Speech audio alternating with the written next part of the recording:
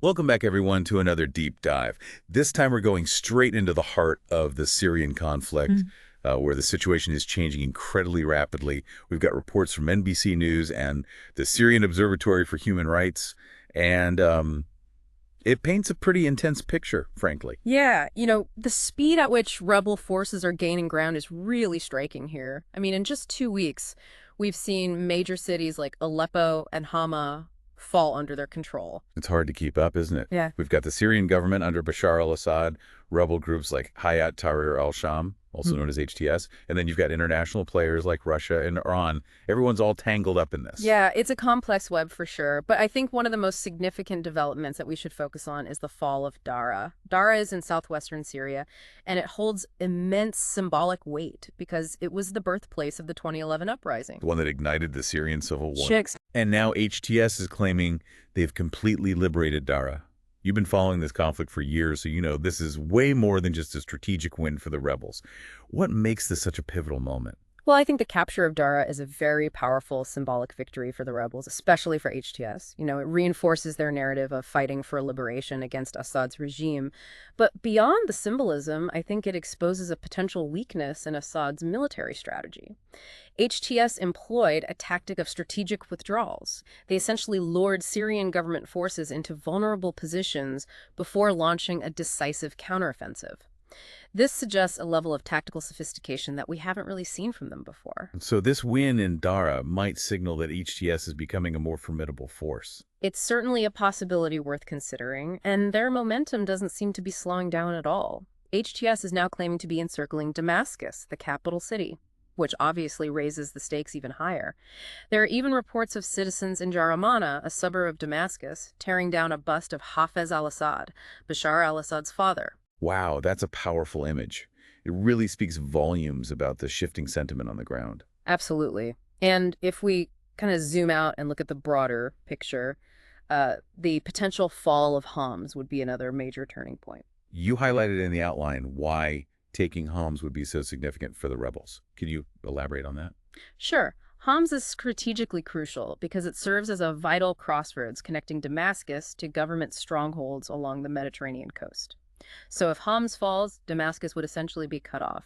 This would further isolate Assad's regime. It seems like Assad is facing threats from all sides. We've got the rebels advancing rapidly, we've got Kurdish forces in the east, and his own military is stretched thin after years of conflict. Exactly.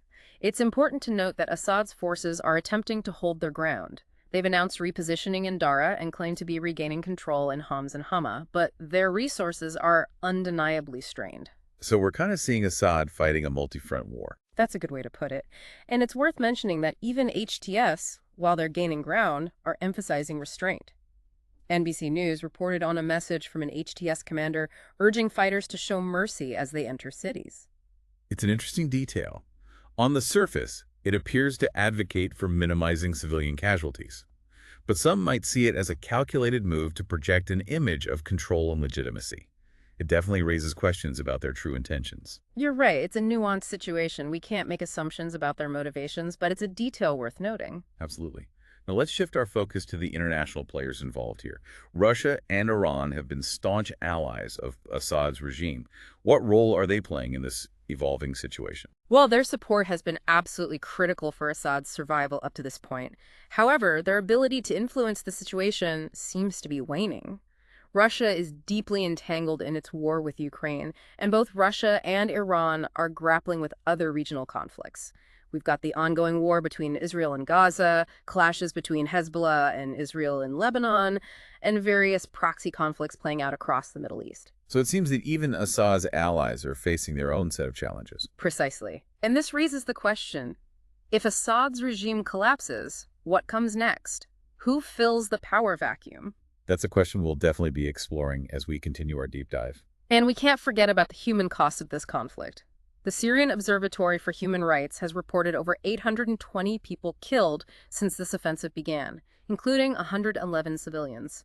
This is a stark reminder that behind the political maneuvering and military strategies are real people whose lives are being shattered.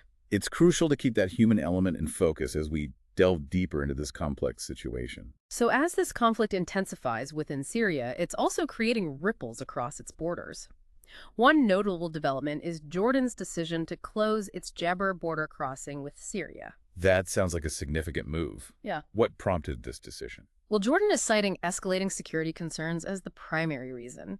Jordan has absorbed a massive influx of Syrian refugees over the years, and they're likely concerned about further destabilization along their border. That makes sense. They'd want to take measures to protect their own stability, especially given the humanitarian burden they've already shouldered. But this closure also raises concerns about the fate of those still seeking refuge from the conflict. Where will they go if safe passage becomes even more restricted? It's a dire situation, really. Millions of Syrians have already been displaced, and this border closure only adds to their plight. We're talking about a humanitarian crisis of immense proportions, and it's likely to worsen if the conflict continues to escalate. The NBC News report also mentioned a development concerning the Golan Heights.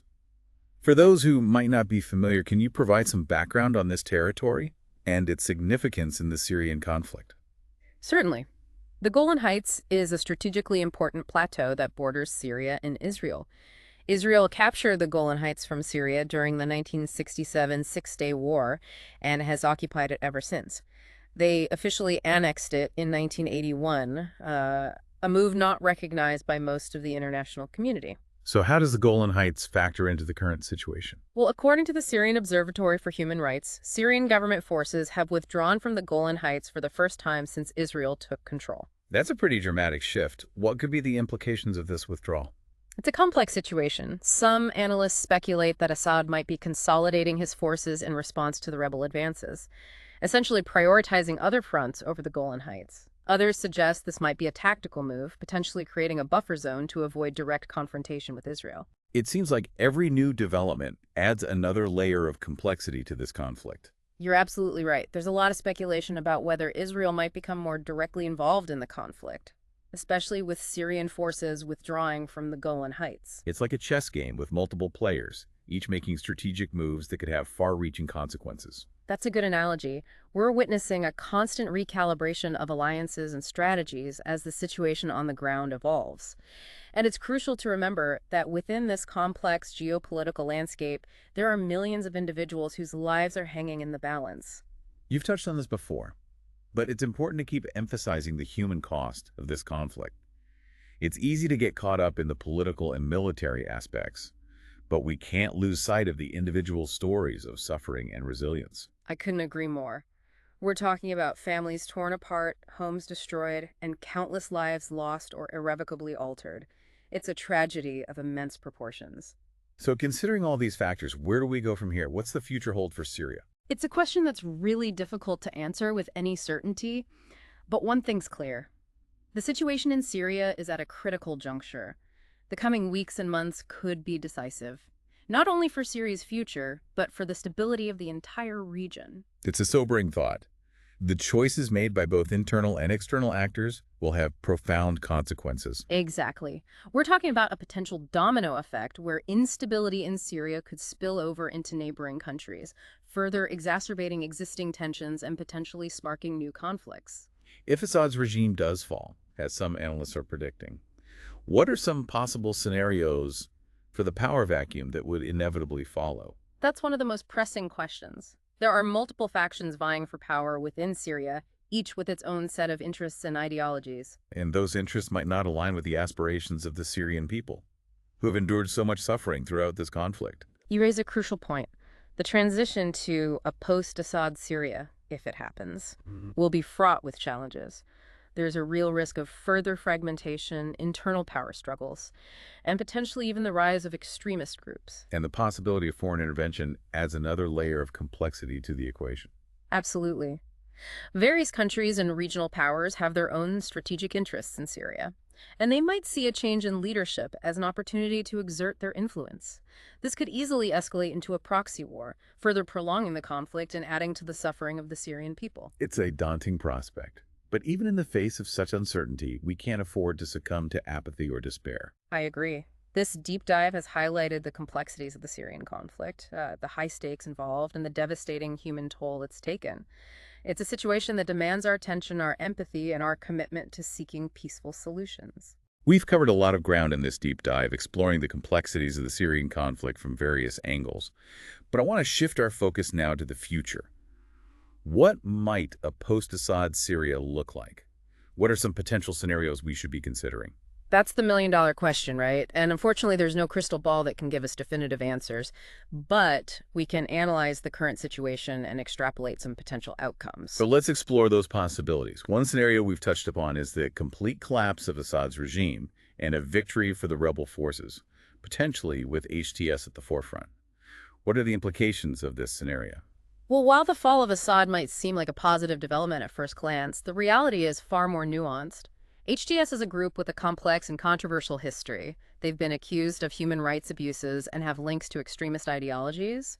Their ascendance to power wouldn't necessarily guarantee a peaceful or democratic transition for Syria. So even if Assad's regime crumbles, the future of Syria remains highly uncertain. What other possibilities should we be considering? Another scenario is that Assad, despite facing immense pressure and losses, manages to cling to power.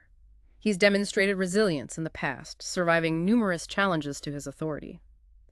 However, even if he weathers this storm, his regime would likely emerge significantly weakened, with its legitimacy further eroded. Which would likely result in a continuation of the conflict, even if at a lower intensity.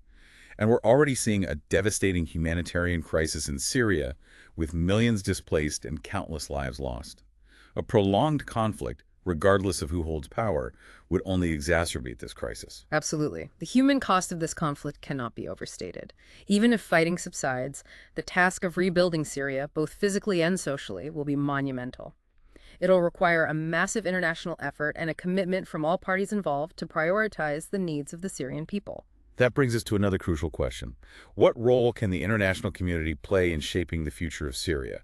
We've already seen varying levels of involvement from different countries, with some supporting Assad and others backing the opposition. Well, the international community has a responsibility to act, not only to alleviate the humanitarian crisis, but also to facilitate a peaceful and sustainable transition for Syria. This requires a coordinated approach that prioritizes dialogue diplomacy and a commitment to addressing the root causes of the conflict. You know, this deep dive has highlighted the complexity of the Syrian conflict and the multitude of factors at play. It's easy to feel overwhelmed by the scale of the crisis and the seemingly intractable challenges it presents.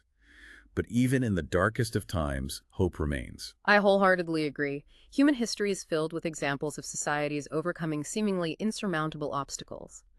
The path forward for Syria might be long and arduous, but the resilience of the Syrian people, coupled with sustained international support, offers a glimmer of hope. As we conclude this deep dive, I want to leave our listeners with a final thought. The future of Syria is yet to be written. The decisions made today, both within Syria and on the global stage, will have a profound impact on the trajectory of this conflict and the lives of millions. Let's choose wisely, act compassionately, and never lose sight of the human cost of this tragedy. Well said. And remember, awareness is the first step towards action. By staying informed, engaging in constructive dialogue, and advocating for peace, we can all play a role in shaping a more hopeful future for Syria. Thank you for joining us on this deep dive into the Syrian conflict. We encourage you to continue exploring this complex issue and seek out diverse perspectives. The more we understand, the better equipped we are to make a positive difference.